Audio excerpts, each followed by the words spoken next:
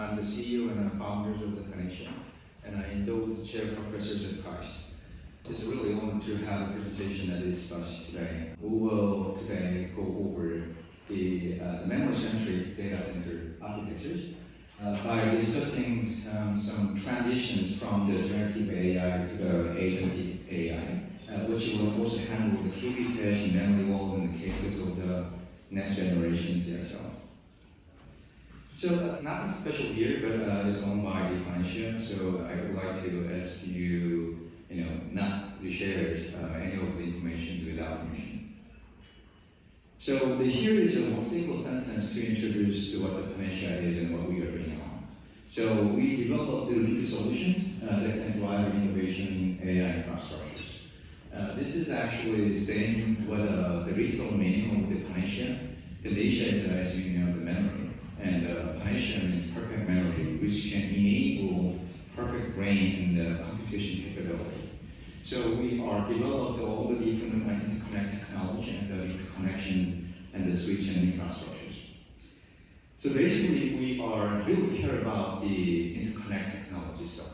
So we build on our own with a physical layer, digital link layer, network, and so on. So we have all these layers for the CXL and the other types of link technology. And the reason why we are really care about these things to build from our own is, as you know, if you are very familiar with and have some engineering effort to some specific technology, you can actually easily shift from here to there and there to here, right? So as we have experience about the CXL, and we are also capable of developing the ultra accelerator link or the other types of link technology as well. So that's why we are providing the different types of control IP and link IP. So as we have IP, what we can do is we can customize the silicon itself, right? So we can put the controllers for the CXL or the custom link to make the endpoint like the memory expander or the CPUs or the other types of GPU as well. So what I talked about was the endpoints, including the memory expander, GPU, and the different types of the accelerators and CPU. But we need to connect them all together at some point, right? So as we have IP and we have controllers and we have engineers who have knowledge about the all different link layers interconnect technology. We also build out the switch, the CXL interconnect switch. It's not a network switch though, but it's a switch to connect all the things at the scalable motion. And upon such hardware, so we have fabric managers and some kind of the firmwares and the system softwares to run the actual systems on the scalable architectures like this. So here is the demonstration videos that we made for the Agentic AI recently. And if you see here, the user request is to put together a pre-visit briefing for my upcoming meeting with Panmnesia. And if you see here, the agents make the 4 different workers, and each worker search the content, locations, the weathers, and report. And the right side is a CXL-based memory expansion that have a KV cache on memory. But if you have a combined SSD and memory, DRAM, then this expansion is still working on. So the CXL-based Agentic AI has been done now, but even though we make this faster, double, but still it's working on. So this is one of the benefits that we can bring up, but there is a multiple different applications that we can leverage, the faster memories on the interconnect. And I'm going to move to today's topic. This is a unity summary, the takeaway to understand what I'm going to today talk about. And this is good enough, I think, to pay attention. So we will deal with the AI. We deal with understanding the AI, and then think about what kind of infrastructure is actually required to support such kind of AI. I'm not going to deep dive into the AI fundamental. That has been done in a previous keynote that I made like multiple times. So that has been uploaded to YouTube. So I just summarize just a small part that you already know about the AI, which is a good ingredient to understand and transition from the generative AI to the agentic AI. So here, the AI-driven problem-solving opportunities. And nowadays, we can see the AI here and there, right? So casual conversations, or the composed cover song, or we create images that based on the text description. So the question you might be having is, how can AI solve this complex real-world problem, right? So how we're gonna make it? So this is a simple example for the classified panda and the bicycle. And as a human being, we can easily figure out where is a panda and where is a bicycle, right? It's a very simple way that we can figure it out. But it's a machine, as you know, is very difficult, and it is essential to represent this world in a form of things that machine can understand. So what do we have to do? What we're going to do is convert the data into some kind of numerical format or the mathematical object, like the numbers, vectors, and matrices, to make it understandable for the machines. So once you map the data into some kind of dimensional spaces, in this example was just simple y and axis, right? Two-dimensional spaces. Then what you can do is you can just make a linear function between them and then figure out where is panda and where is bicycle, highlighted by the blue and orange, right? That's what we are doing on. So finding the decision boundaries on the data that we have. But sometimes there is a complicated situation raised, like this case. The panda also have many different variations and different colors, and sometimes we cannot figure it out well.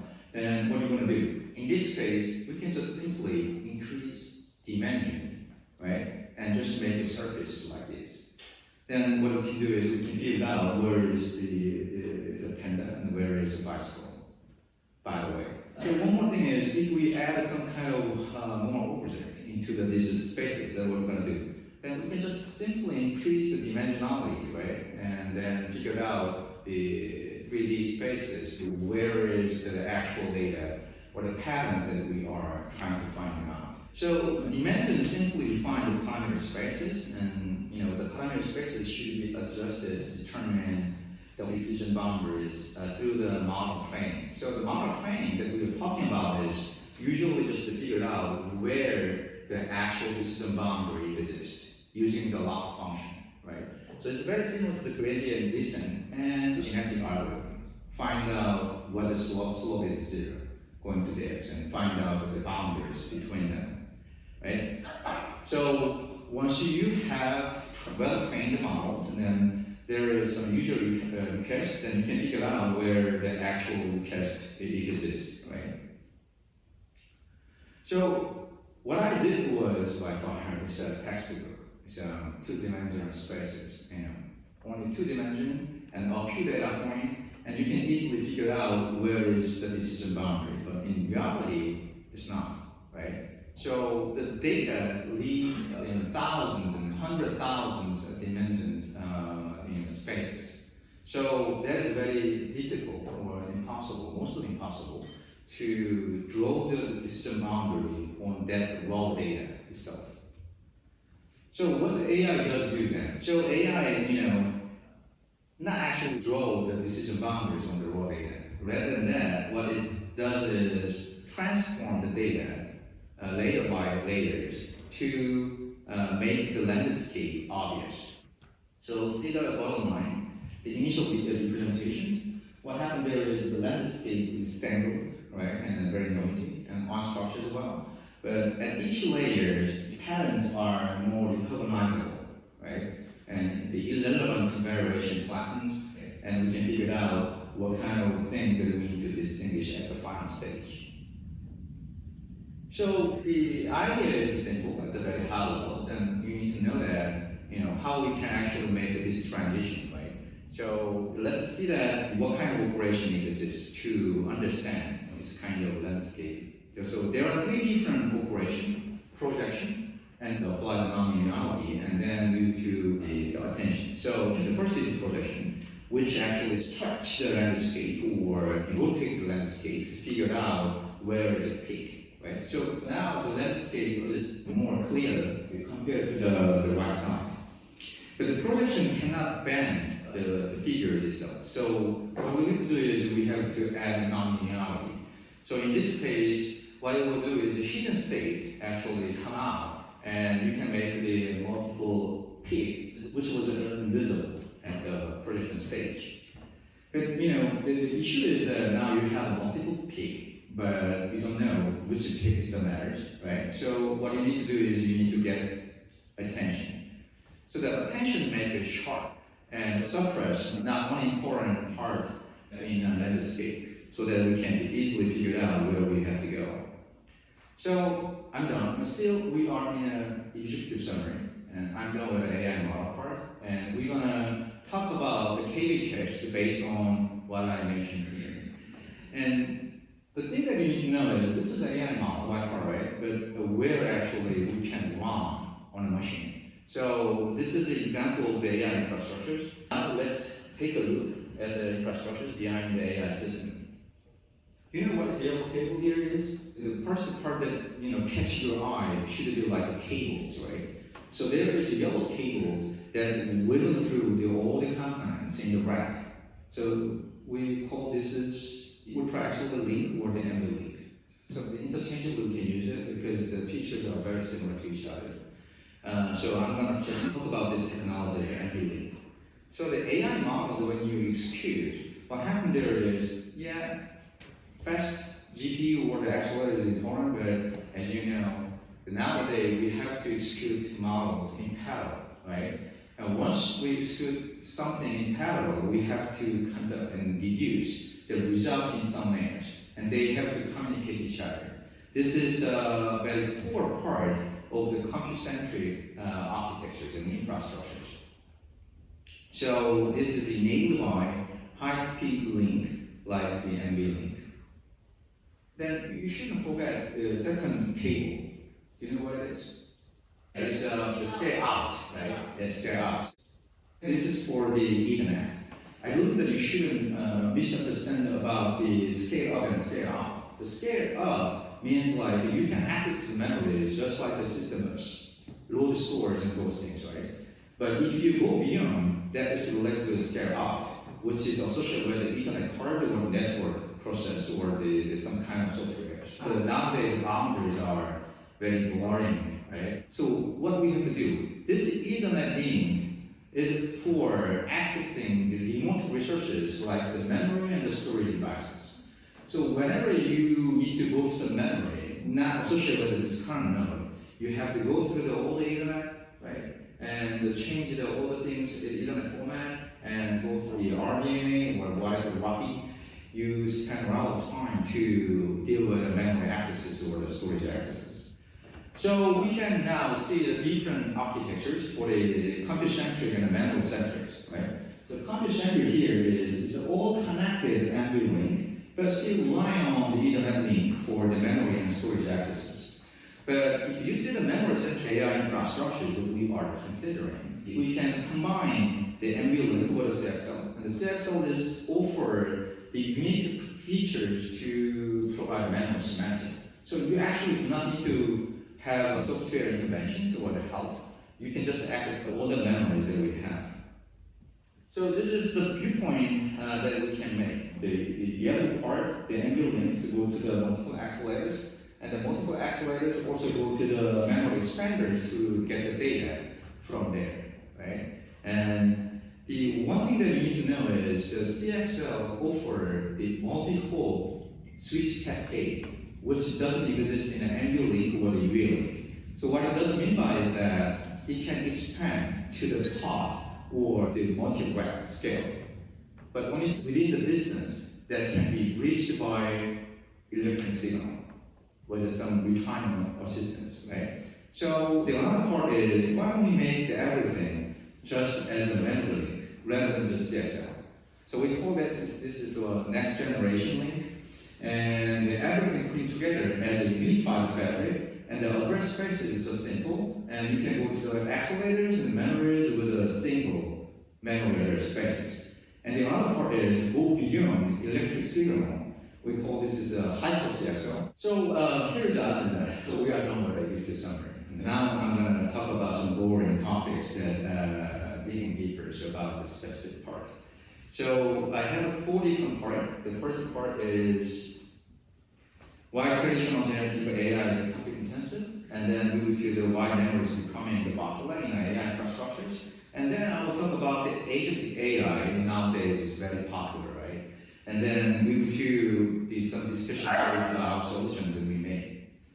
So let's think about the traditional generative AI that you are very familiar with, like the large language models, right? So here, the generative AI introduced, the new interaction models. One question, then instant answer out, right? Those things are replacing the search engines, and it doesn't require going through the whole index searches and so on. So we can simply ask, and the model generate answers word by word, so that we can understand what happened there is. Then how does this, rest of the process can work? So the core part is the understanding context. So it's depending on how much we understand the context. That is the important part. And my mother tongue is not English, right? So what happens usually I do for the English is do the reading comprehensive. So this process is very similar to understanding context as well. So let me take an example. So when we read, we naturally break the sentences into the small pieces like this, right? And then you think about each part step by step. The same manner, the model process input as a sequence of tokens and deciding what focus on each step. Then what we have to do is we analyze the context using the multiple different perspectives, at the same time. Like here, the highlight and sentence with different colors. And each color focusing on the different type of information, which actually give you better understanding and a better hint for the reading comprehension. And the next step is, after we do this one, we mark relationship and connection to focus on important information. And this process, the breaking down context and focusing on the key signal and the constructing meanings, make a better understanding for the generative AI. So this is a very high-level concept to understand what happened there is. Now let's go dig deeper. So how generative AI works? Here the example. The weather is nice today, so I feel something. So all generative AI is next token predictor, right? So if there is input tokens, it's going through the embeddings and positional encodings and decoding, and then it's going to go through the lineage and softmax and output probabilities, just like what I mentioned before. So what we're going to do is now is the generative AI encode context in a hidden state and update it in real time as a model ROM, right? Now we're going to go approach the one you already know. Hidden state can be translated or viewed from a different angle. Key, query, value, right? So the query is what you're looking for. And the key is how to find it out, and the value is what kind of information carried on. Let's think about the query itself first. So query expresses what the current token is looking for. In this example, if you see the field query is related to the emotional context, right? So what the queries do is, if there is any past tokens that are associated with emotional, then what is giving out, right? That is the query, the actual meaning. And then key expresses how the token can be found. So it acts as an index to query relevant tokens. So if you see the nice key is emotional, so saying that I have an emotional context, and if there is someone who tried to find it out, just ping out, right? This is the part that we are thinking about. And the value itself is the information that the key should bring up. So that is here is related to the positive. So the nice may carry the emotional signals and the positive, so that you can figure out what is the next tokens that we need to do. So all this information and all this process to make it just a single token, right? And still we even not reach the middle of the process. What we do is we have to do similarity check, right? Dot product. So there is a query and key, and as you know, the queries should be matched with what the keys are agreeing on, like in the previous example, like emotional. So we need to do the query and key matching. And once it has been done, you have to do attention, which means sharpen the score, right? And to figure out which one is much better to be matched with mine. Then you're going to apply the attention and the values as a new scores. So we're done now.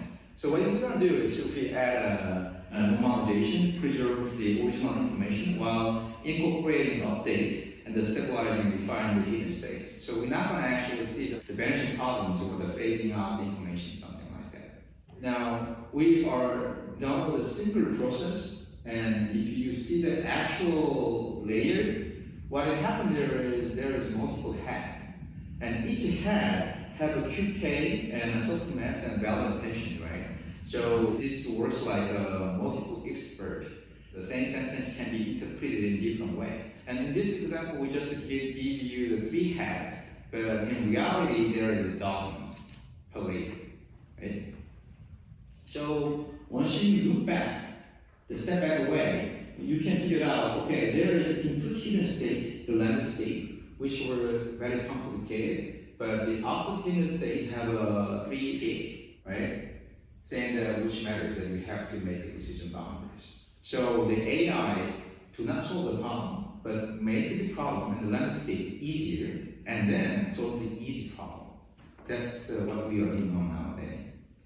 So it has not been done. It's the decoding phase, right? And the layers, we talk about the single layers, but it's not a single layers. And there is 1,000 layers in the generative AI.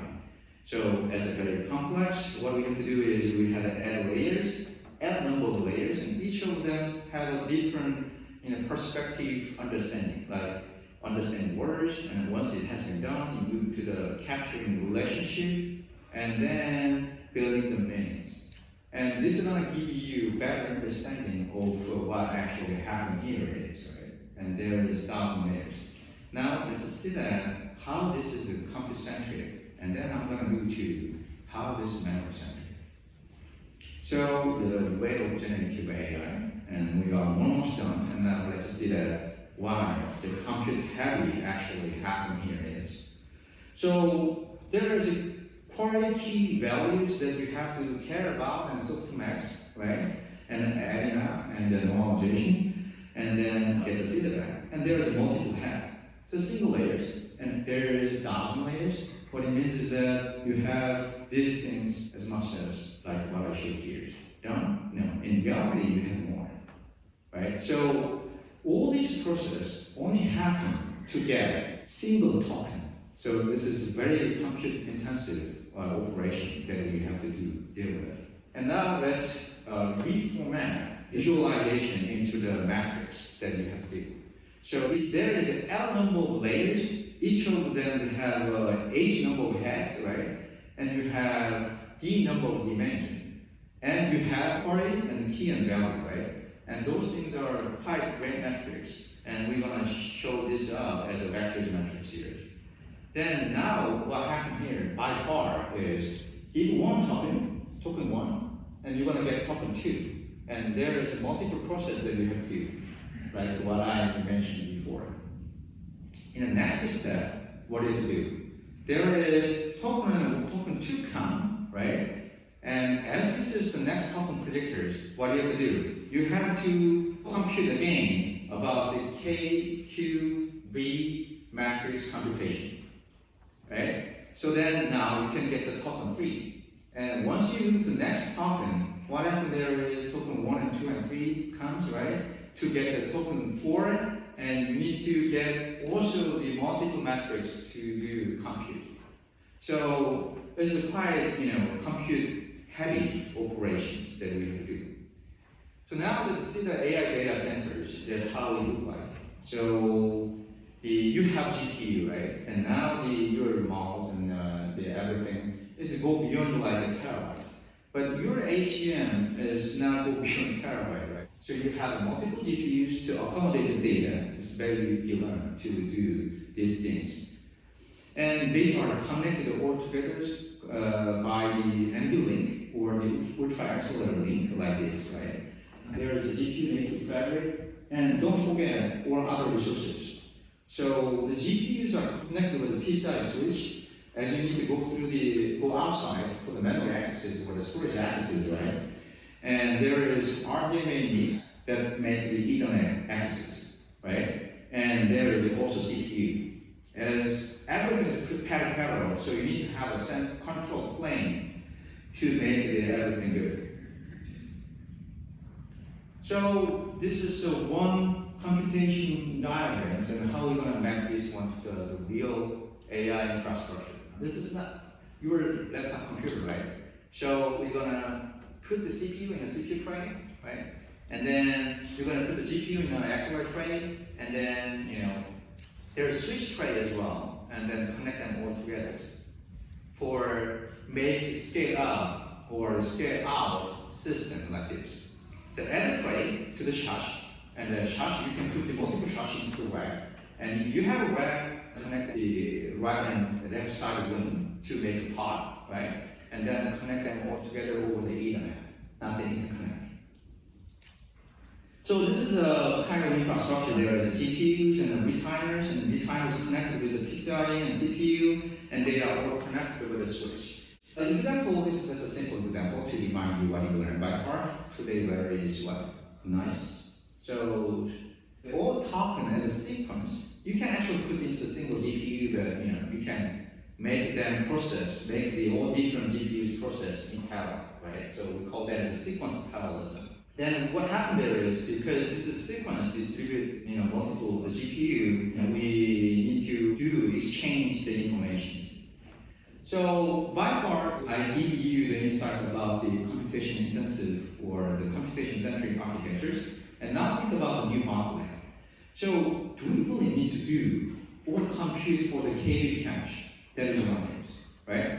You really do multiply, the multiplication for the every numerical problem when you solve, right? You have timetable, right? So why don't you just put this KV cache into the memory like a times table and then leverage it? In a computer science, we call that or is it dynamic programming, right? So it's very simple to address the big computation problem. Why don't we just put the KV cache into the memory spaces like this? In the first tokens, we're not going to wipe out all the data, just put the memory spaces like this, right, for the future case. And then the token 1 and token 2 come, then what are you going to do? So you can just leverage token 1 and token 2 stored in the memory spaces to generate the next tokens. And you can do this one for the next step as well, right? And this happened already. And that is one of the reasons why the cache system matters. So like a ChatGPT or your code, you just give the string, right, as the sequence, right? And this sequence or in a prompt need to have all KV cache. So we have a prefill stage to generate the KV cache first. And once you're done, then what you're going to do? And then before the phase, just to leverage KV cache stored into your memory, right, to generate the next tokens. So for each token, what you do is you have to now, rather than do compute, access the memory, get the data, and generate the next tokens. So now the memory is the matters, right? So decoding phase also increasing the number of KV cache that you need to care about. Why? Because you need to have long context. So the memory explosions actually came out, before. And the KV cache occupy the 30 to the 75% of the GPU memory. So let me move to the KV cache part and what is the memories that matters. So this is the architecture that we're going to talk about, right? And as they are all connected and they're going to do the exchange of the data, right? But don't forget the memory that's sitting on the CPU side. So if you have large number of the KV cache, which actually go beyond the capacities of the GPU, what do you do? You have to store the data into the CPU side memory, right? Going through all the PCIe, and then look up the data and then pulling all back from the memories to the GPU side. So that's quite heavy. So then the memory is now important. The code, open code, and whatever this kind of thing is different with the AI models that I mentioned before. So generative AI, like what I mentioned. One question in an instant answer out, right? But for the Agentic AI, one go in and then plan and actions out, right? This is different between them. So usually what it does do is it's going to make multiple step actions. So give you the user's role, then the large language models make the plans, and then the workers actually skip tools and everything. So let's suppose that you just give the code is like a white Tetris code like this. Then what's going to happen there is the LLM, the first create a plan and the step, and the executors or the workers make a generate tool, like a search GitHub for the Tetris, right? And then build up the tool. And based on the result, LLM update, understanding decisions and then for the next actions. So it's going to make the generate code and evaluate and then iterate to find out the actual Tetris game. So now let's examine how KB cache is created and maintained in Agentic AI. In the first step, we're going to give you the goal, right? And that goal is go to the LLM. What it does mean by is you still need KB cache to understand what happened there is, right? Once you're done, you're going to actually set up the actual goal into your control state, okay? And then the executors execute your tool, carry out the task, and now there is a context buffers happens. Why? Because your executor generates output, and that output should be going to the LLM main, right, to make the enhancement. So the model, the rerun the LLM to determine the next actions, using the user input and user goal. And it's going to make the pre-filled KB cache one more time, right, and generate these things. So the problem here is the generative AI also made many KB cache, but agentic AI, every LLM and the tool require larger memories, right? So the memories really become dominant. It's not comparable to before. So here is one of the example of the memory expansion. So currently it's around 170 or 220 gigabytes. And this is a generative AI solving the problem. So the all requirements are typically constrained by the memory capacity available on a GPU. And now the sequence length increase, right? It's not now you can just put all the data into your HBM. I do not believe. Why? Because the scaling not just follow this trend is quite high. And if you see the agentic AI, there's the execution time get longer, right? Why don't you check the email? Checking email is slower than what you're going to do, right? So there is a huge time that you hold the execution and the context. And go too further, it's going to make some errors, right? And what do? You have to do the multiple steps. So it's going to go beyond what actually the nowadays memory is required. So we try to solve this kind of problem. See that the generative AI computation demands are moving, varying like this. So at the very beginning, the generative AI, what they did was like what I mentioned before, they are all interconnected, right, like this way. But now we have KB cache. What they did was, the GPUs go to the CPU, right, and get the data from the local CPU, the CPU memories. Then it's exploded. So for the agentic AI, we needed something more. So if you see the number of lanes for the even CPU, nowadays how many lanes in there? So in reality, it's 32 or 34, and currently it's 60, and it's more than 200 lanes. It's a high frequency switch, right? And if you see the other part, it has been already enabled by the CX 3.1. So what it does mean by, you need to go through the CPU and get the data with the memory semantic. So I'm going to skip the CXL part and keep it over. There's CPU, the memory controllers can go out in a CXL 1.1 and then just put the data into the memory side, right? And if you go to the CXL 2.0, you can expand over the switch. If you go to the CXL 3.0, what it means is that you can make the switch in a fabric so that you can, make it all the things is a unified interconnect network. So your accelerators can make a unified HBM over the accelerators and the memory-centric protocols, or you can just access from the accelerator to the memory directly. So now what happened? You can actually expand the memories on a CPU side, right? Like this way, over the CXL. And you have a PCI switch, what do you do? So as you have CXL and PCIe fusion switch, what you can do is you can just replace the switch with a CXL, then you can just have a CXL by passing the Ethernet, and you don't need to pay the overhead to access the remote memory. So that's what we wanted to do. There is multiple tray, accelerators, memory, CPU, and switch, and this is going to follow up the workload demands. In cases where you have more accelerators, what you can do is you can add multi-headed devices like this, and it means that your cable cache goes through the MHD CXL devices in a simple way. Or if you have more memory, what do you need to do? You just add a switch with multi-headed devices, and then you can actually put everything into the single pool to get more data. So, in the near futures, we believe that Compute-Centric architectures with the NVLink or the accelerator link is going to be combined together and then move to the next, saying that why don't we just use the memory link and the optics to figure out single unified memory access spaces. We call this a hyper-CXL, like what I mentioned before.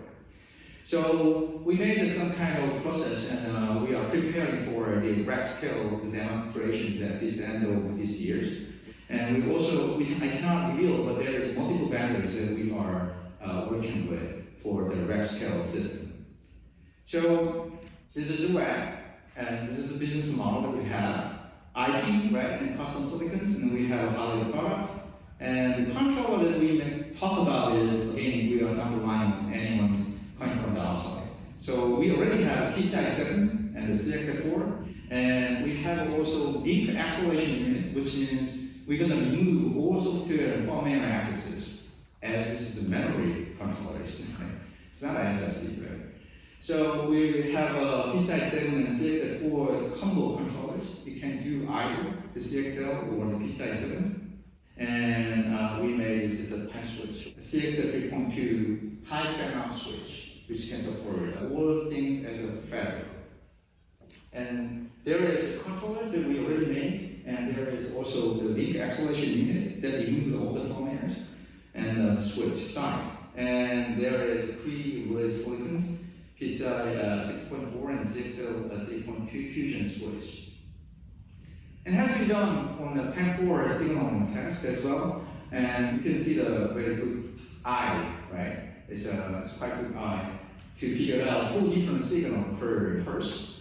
And we are not relying on even for the board. So we have a multi-layer board scale in technology, and the switch we made, the multi-layer board, and bring it up. For the fusion switch part, which can be integrated into the just node or the tray, I like this one. So the hardware switch product. So this Panmnesia, the PCI 6.4 and 6.2 fusion switch part is compatible with a commercialized solar product. This one. It's not a big one, right? This is what we provide as a pre-release solution. We are preparing high fan-out things, which is much bigger. So as we have IP, we can make the retimer and the endpoint, and we provide a full-stack solution to redefine the AI infrastructures from the IP, controllers, and the custom silicons, and the network topology. And we try to make a total solution for the connected AI. So please let me know if you have any question. Thank you for attending and listening to this speak.